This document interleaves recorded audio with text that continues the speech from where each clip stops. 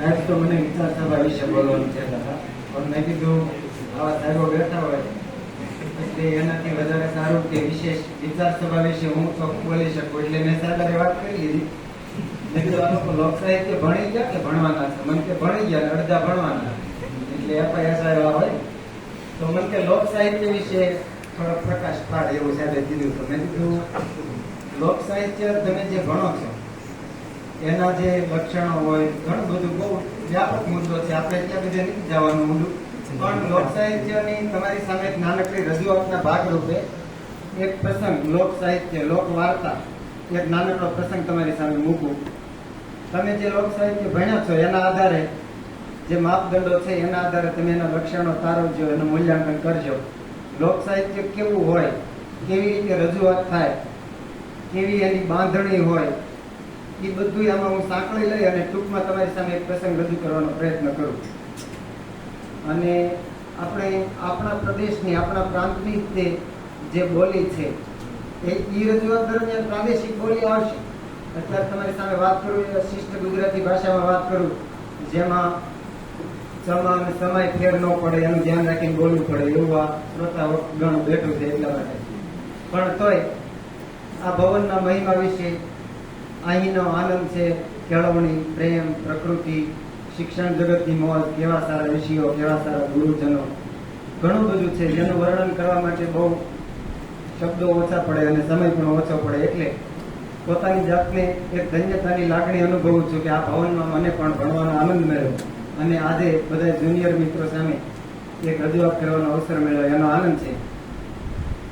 શરૂઆત કરીએ લોક સાહિત્યની. તો અજબતા કાપના જાતવંત અશ્વજા પર્વતે જમીની પીઠ કાપે, અન હજી પણ ઉભા છે અડીખમ પાળિયા વાઘ જય યુદ્ધની ગામ જાપે.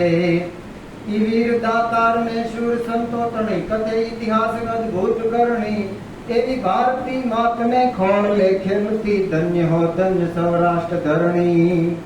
પ્રૌઢ સિંધુ પરે ઝુકતી પશ્ચિમે મધ્યમાં એશિયાની અતારી, અને હિન્દ દેવી તણી કમર પર ચમકતી જડકશી તીક્ષ્ણ જાણે કટારી.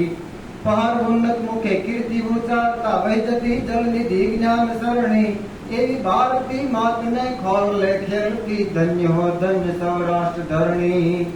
અને કેવી અટંકી કોમો વસે કે કાઠી ખસિયા વસા સુર રજપૂત જામેર ગોહિલ યાહિર બંકા, અન ખડગના ખેલની રંગ મૂવી મહી જંગના વાગતા નિત ડંકા. ઈ સિંધુડો સૂરજા ધીરુને બળ કરે ધડકતા ઢોલ ત્રાંબાળ ધરણી, એવી ભારતી માતને ખોળ લેખેલતી ધન્ય હો ધન્ય સૌરાષ્ટ્ર ધરણી. અને કવિ સૌરાષ્ટ્રની ધરતીને લડાવીને કહે છે કે રસિક હૈડા હસે મર્મ મુખ મંડળે માનવી મીઠડા આ બધા સ્નેહ ભીના, અને પાણી જ્યાં આટલા મર્દની મૂછના લલિત લાવણ જા સુંદરીના.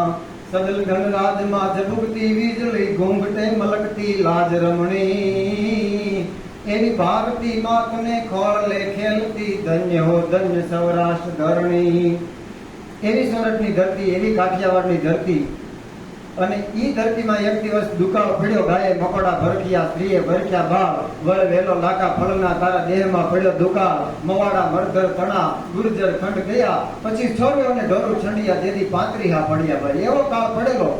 અને કેવો કાળ, અને કયા કયા દેશમાં એને કેવી કેવી આકલ અને કેવી કેવી ઝપટ બોલાવી એનું વર્ણન કરીને કવિ લખે છે. જુઓ, લોક સાહિત્યની આ મજા છે.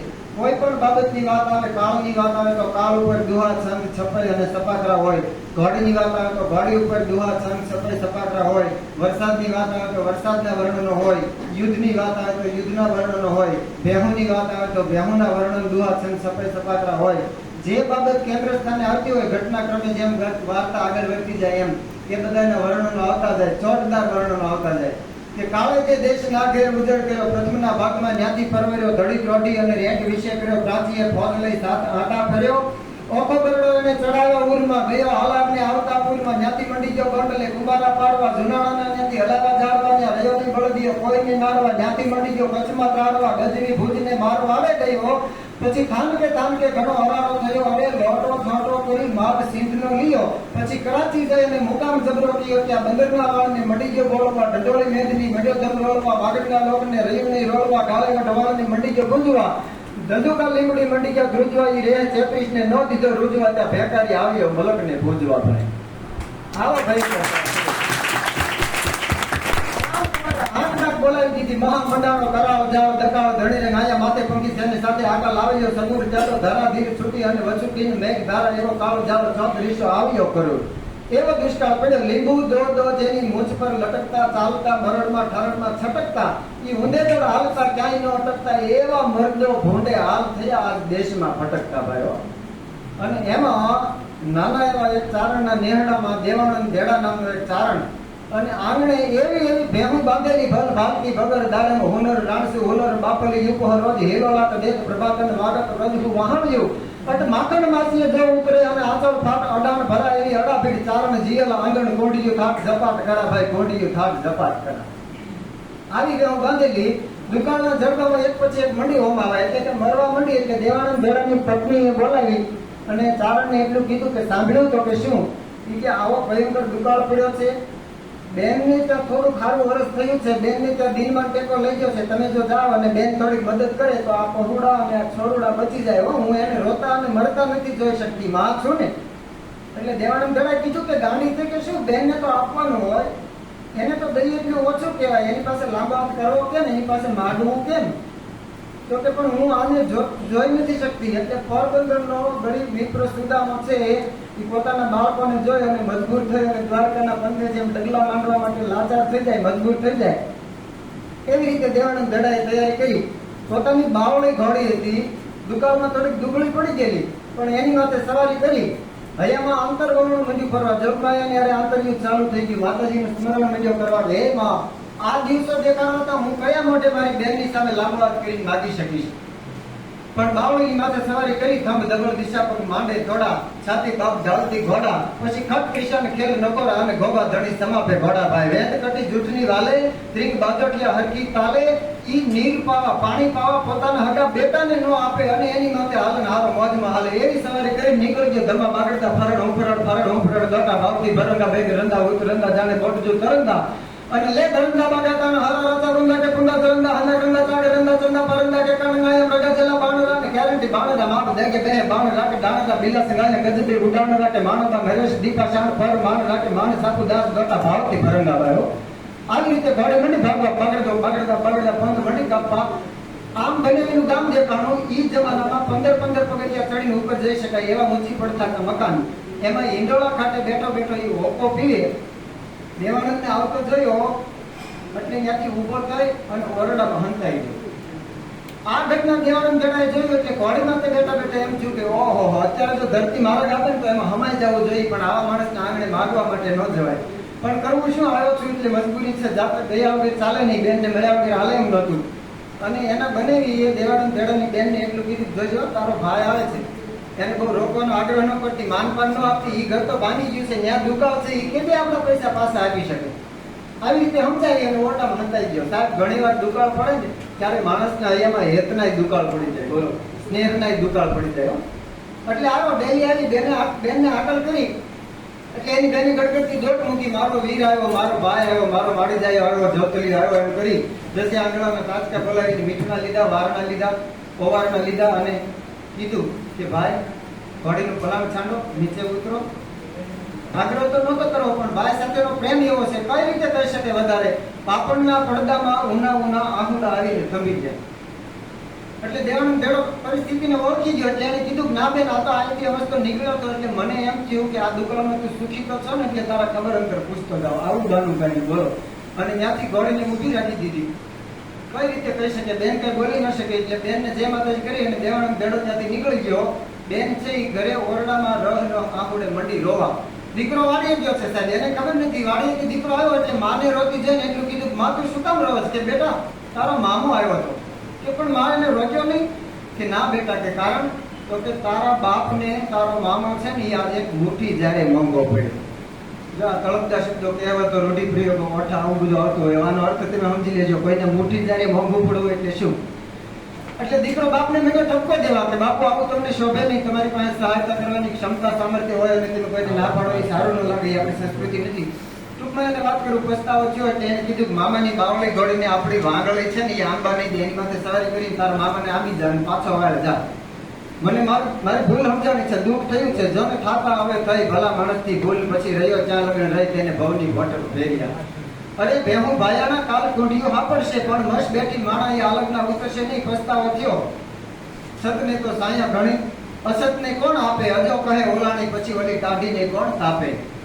એટલે આ જગતની બધી સ્વાર્થભરી દુનિયાઓમાં આવું બનતું હોય, પાછળ ઘોડીને દોડાવી આંકલા કરતા હોય, એ મામા પાછો વળી જા મારો બાપ આવી ગયો, મામા પાછો વળી જા મારો બાપ આવી ગયો. એમ ઘોડી ભાગતી જાય, વેળું કપાતી નથી, પંખ કપાતો નથી.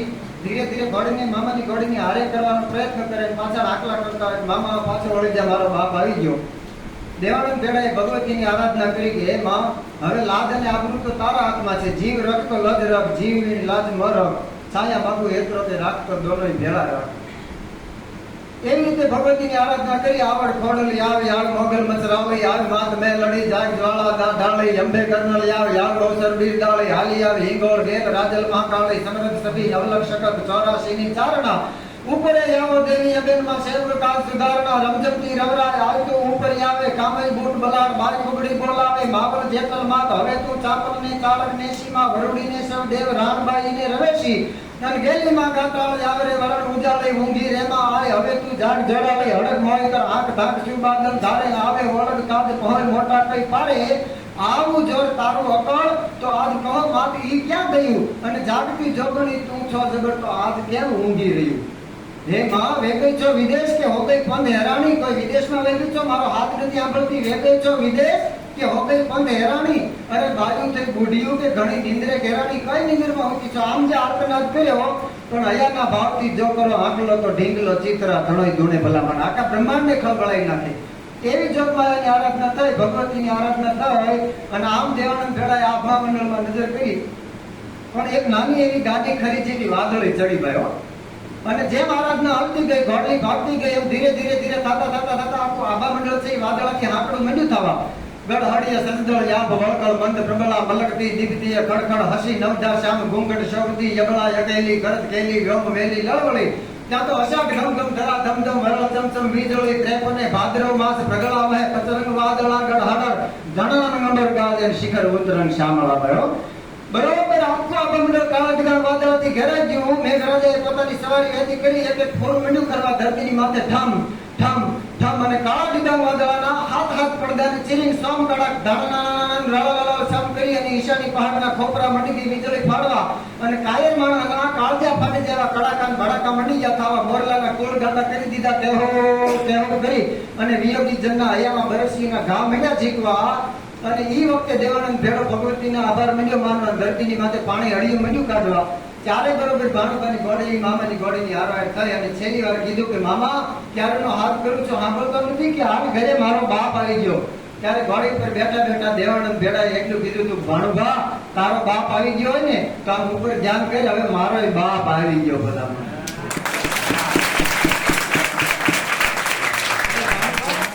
હવે તારા બાપની મારે જરૂર નથી. आवे आस करके निराश ना फिराना कबू, ग्रास ग्रास हीने भाग सबको कीन लीजियो, न साहेबी हमारी यहाँ रहेगी ऐसी जगत में सदा, ऐसा अभिमान कबू चित्त में कीजियो. माते बेशक संबंध है न आंख बंद हुए बात, माते राम नाम रखो याद सदगुण से लीजियो. कभी पिंगल बनंत नहीं कीजियो किसी के पर, अने दिया है खुदा ने तो कुछ विनन को दीजियो.